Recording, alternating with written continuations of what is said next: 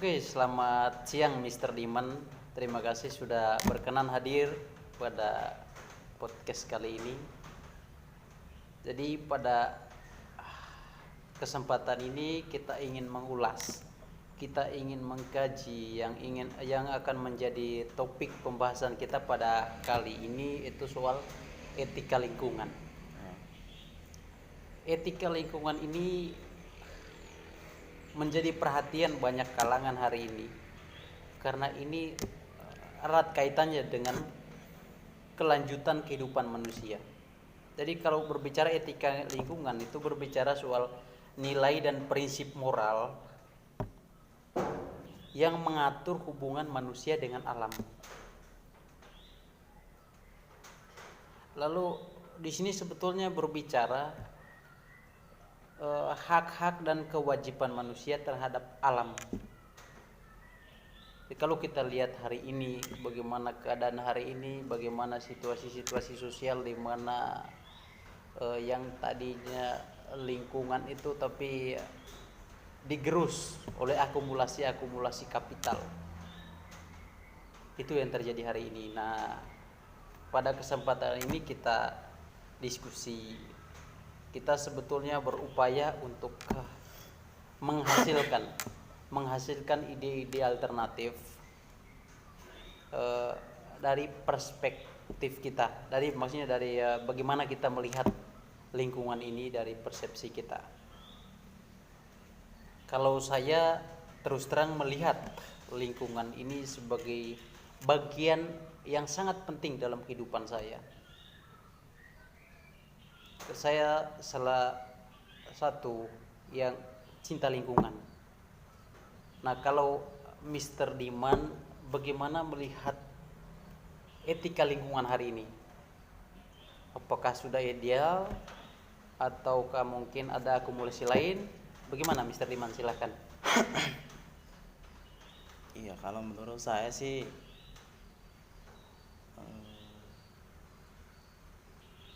etika lingkungan itu belum mencapai 100%.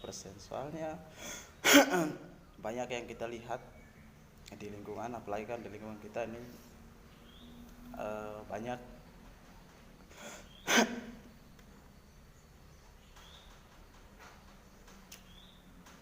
kayak maksudnya tidak kerjasama, tidak saling menghargai satu sama lain.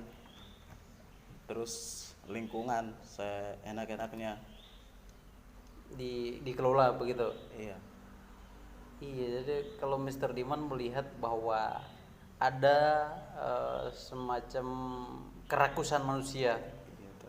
Mengeksploitasi alam untuk kepentingan atau akumulasi kapital, maksudnya untuk memperkaya entah diri atau kelompok begitu.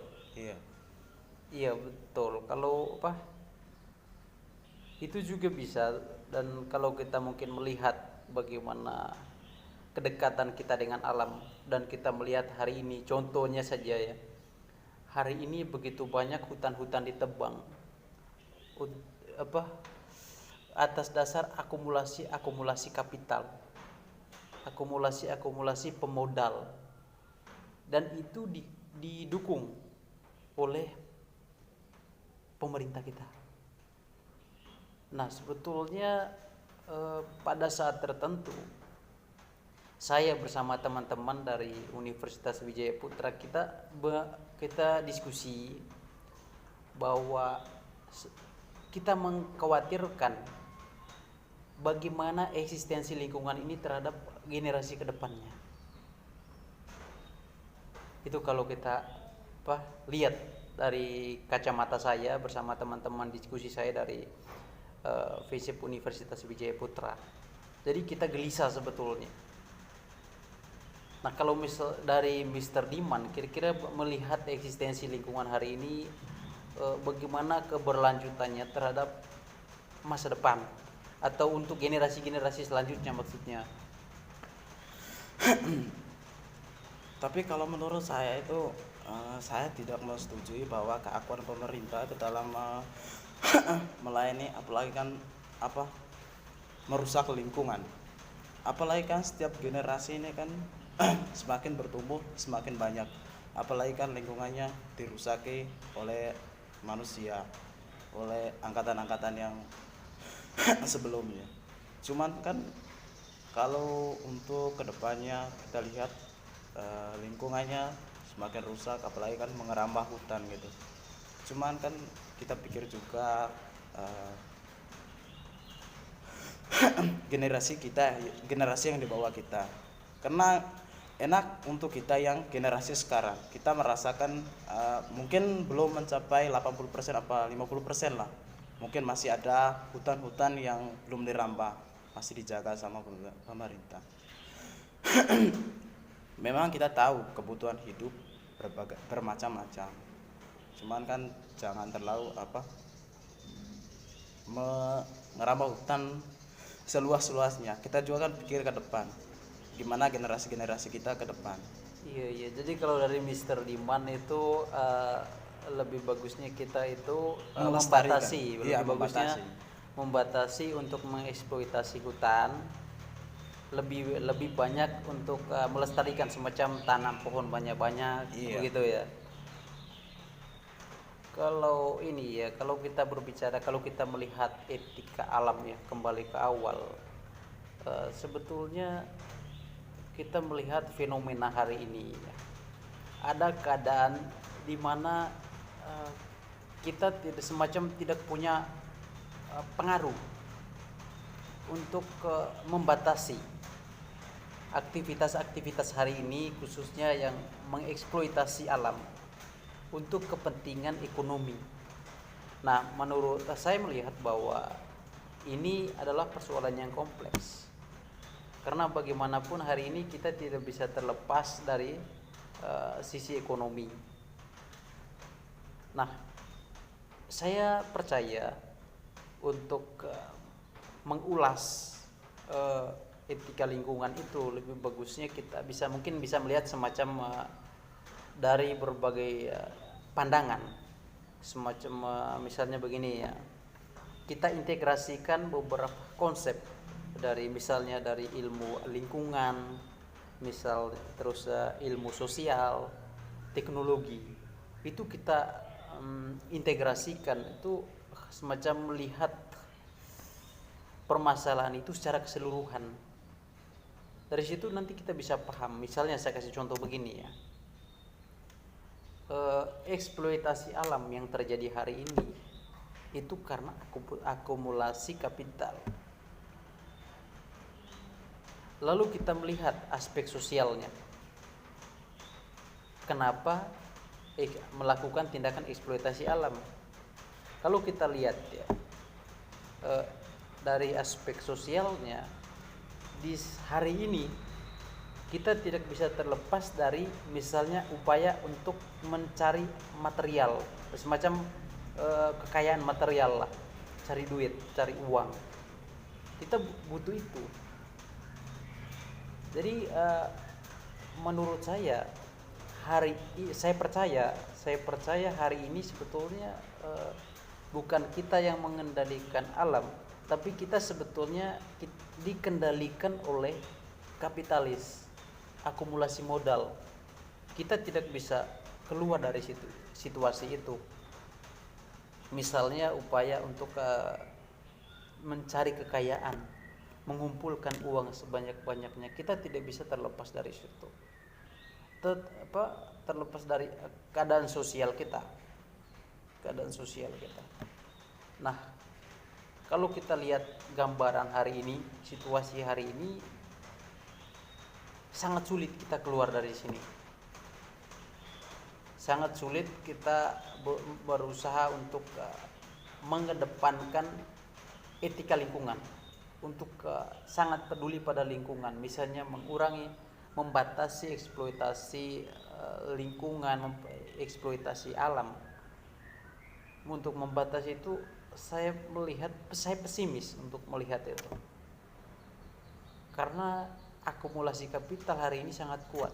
Nah, kalau Mr. Diman, bagaimana Mr. Diman melihat, bagaimana cara-caranya menurut Mr. Diman untuk menyadarkan kita supaya punya rasa memiliki terhadap generasi berikutnya sehingga generasi berikutnya masih bisa menikmati alam yang utuh. Ada alam, ada hutan, ada sungai, ada kali, ada pohon yang tumbuh rindang banyak begitu. Bagaimana menurut Mister Diman? Ya kalau menurut saya gini, ya memang saya akui itu memang kita tuntutan ekonomi untuk memperkayakan diri sendiri. Cuman gini, kita jangan berpikir sesaat saja, jangan berpikir diri kita sendiri. Maksudnya kita tidak memikirkan anak cucu kita untuk kedepannya bagaimana. Kita jangan memikirkan tentang ekonomi kita, berbagai pengumpulan modal. Kalau saya pikir-pikir kan manusia ini kan punya akal. Jalan untuk mencari uang atau kebutuhan ekonomi itu kan berbagai macam jalan untuk mencari sebuah ekonomi. Bukan hanya untuk ngerambahin hutan seluas-luasnya untuk memenuhi kebutuhan hidup. Tapi kan banyak kebutuhan hidup kan, tapi banyak. Apalagi kan sekarang kan semakin banyak menciptakan kayak lingkungan pendidikan. Di situ kan kita mendidik dalam arti kita kan jangan mengikuti langkah-langkah nenek moyang kita dulu, bahwa kita tuh bagaimana seorang generasi penerus itu untuk melestarikan. Mungkin kan nenek moyang kita kan dulu kan tidak memikirkan, mungkin pikirannya terlalu mikirnya terlalu sesaat saja, hanya menikmati sesaat saja. Cuman kan gimana kita sebagai generasi penerus untuk menghilangkan itu semua. Kita bangun yang baru dalam arti jangan kita suatu harapan kita mencari kebutuhan ekonomi itu dengan ngerambah hutan. Mungkin kan banyak mencari kebutuhan hidup kan, apalagi kan sekarang kan banyak teknologi. Mungkin kita mencarikan kebutuhan ekonomi kan mungkin lewat dari situ saja. Kita expose. Ya kita akui mungkin zaman dulu ya banyak keramaian hutan segala macam. Terus kita sebagai generasi penerus untuk menghilangkan itu. Jangan ramah hutan, tapi cari kebutuhan itu dengan cara-cara yang lain. Iya, ide yang bagus ya. Sebetulnya ide yang bagus, tetapi ya, itu ide bagus. Kalau misalnya kita lihat hari ini, kita lihat keadaan hari ini di lapangan hari ini, teknologi, faktor sosial itu betul sangat mempengaruhi. Kita bisa lihat itu. Misalnya begini, kenapa hari ini terjadi eksploitasi hutan secara besar-besaran? Yaitu faktor teknologi juga. Teknologi yang mendukung sehingga mengeksploitasi alam secara besar-besaran. Itu salah satunya. Kalau saya berpikir ya, mungkin ada yang salah dengan persepsi kita. Ada persepsi yang mengatakan begini, akumulasi modal, akumulasi kapital dari sudut pandang tertentu melihat bahwa mengeksploitasi hutan itu lebih mudah ketimbang kita mencari cara lain. Tadi kan Mr. Diman semacam menyodorkan alternatif bahwa untuk memenuhi kebutuhan ekonomi, untuk mencari uang, tidak hanya dengan cara merambah hutan, mengeksploitasi alam kan dalam hal ini, bisa melalui teknologi. Nah masalahnya hari ini tidak semua orang punya kompetensi untuk menggunakan itu. Tidak semua orang punya akses yang luas terhadap wawasan global, terhadap wawasan aktual yang maksudnya semacam kemajuan peradaban hari ini. Nanti tidak semuanya mengakses itu, tidak semua orang punya skill itu. Nah, kalau kita lihat misalnya kita masuk ke sudut-sudut atau mungkin pelosok-pelosok negeri. Hari ini tuntutan atau semacam gaya hidup itu semakin tinggi. Dan orang-orang di pelosok negeri ini terpengaruh oleh tuntutan-tuntutan hidup ini. misalnya gaya style-style mewah, terpengaruh. Nah, tetapi di sini mereka pun dituntut untuk semacam punya modal ya untuk mencapai atau untuk mengambil bagian dalam hal tuntutan zaman ini. Misalnya begini, saya kasih contoh, untuk beli motor. Nah, motor ini kan perlu uang tuh.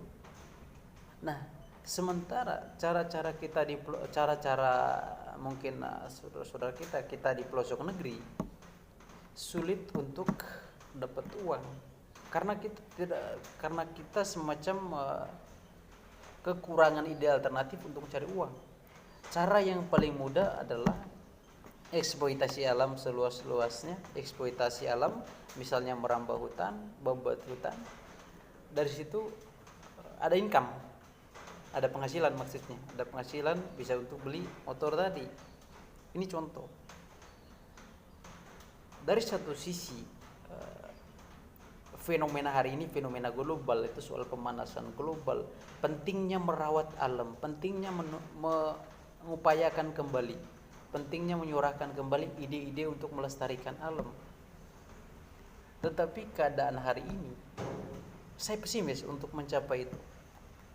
Nah, kalau Mr. Diman misalnya gini, selain ide tadi yang Mr. Diman sodorkan bahwa kita mencari uang bisa menggunakan teknologi HP misalnya yang paling sederhana.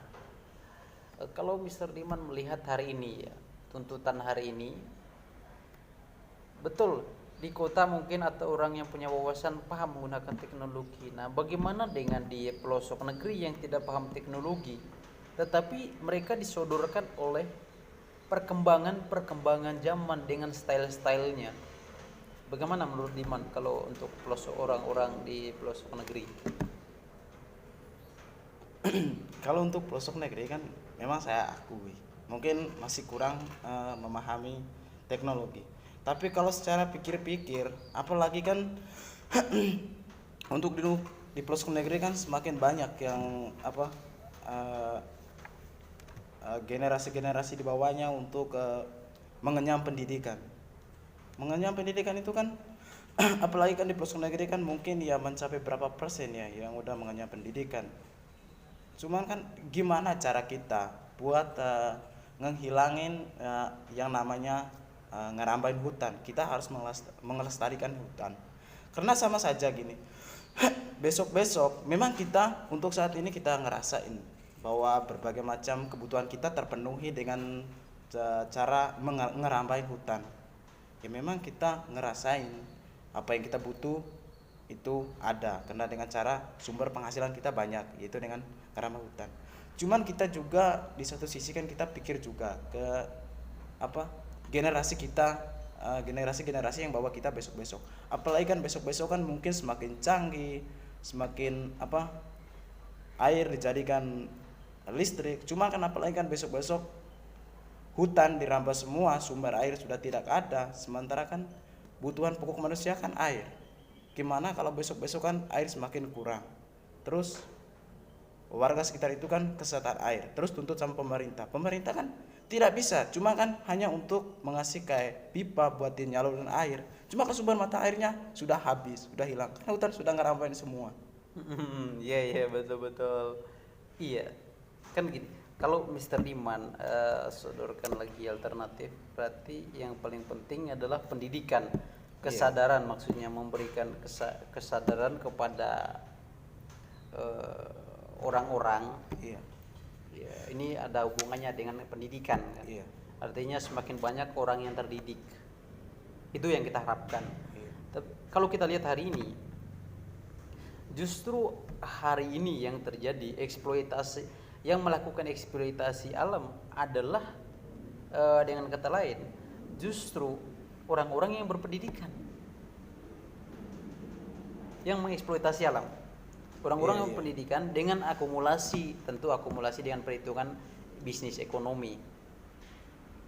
Itu yang terjadi hari ini. Nah, maksudnya kita semacam mengadakan podcast semacam ini, diskusi singkat semacam ini, semacam menyodorkan alternatif pikiran-pikiran kita, gagasan kita. Di sini saya bersama teman-teman dari Universitas Wijaya Putra, teman diskusi saya, kita sebetulnya tidak berniat untuk menggurui ataupun mengajari orang. Tidak ada niat kita sama sekali itu. Karena kebanyakan hari ini ada banyak kegiatan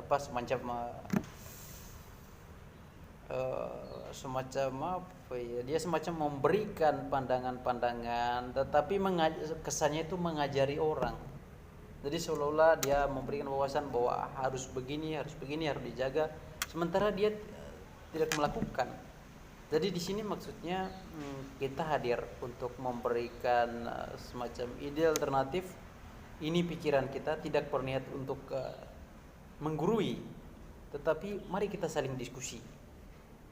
Jadi kita mulai dari dalam diri kita, apa yang mau kita buat, misalnya kita jaga lingkungan kita jaga alam kita rawat alam kita.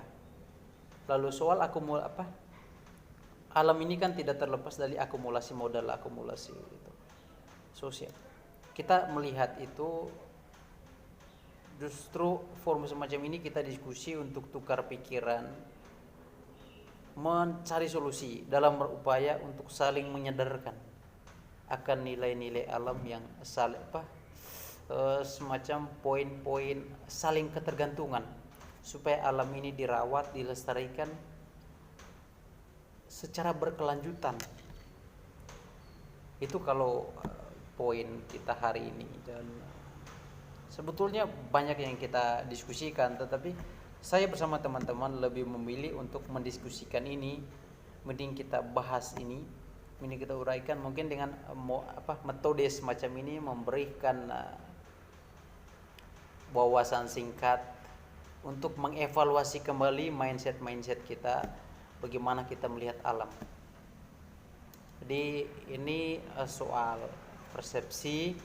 Kita percaya, kita sebagai upaya kita menyadari, kita menyodorkan alternatif, nanti kita refleksikan. Begitu, nanti kan momen ini biasa kita lakukan, kita bikin dalam bentuk video, kita sebarkan kepada teman-teman kita, pada keluarga kita, pada komunitas kita. Itu sebagai kontribusi kita untuk berdiskusi, mencari alternatif lain untuk melihat hari ini, keadaan hari ini. Oke, saya rasa itu saja. Mr. Diman, mungkin ada yang mau disampaikan? Ya, terima kasih banyak juga untuk waktu hari ini. Untuk diskusi hari ini ya lumayan juga.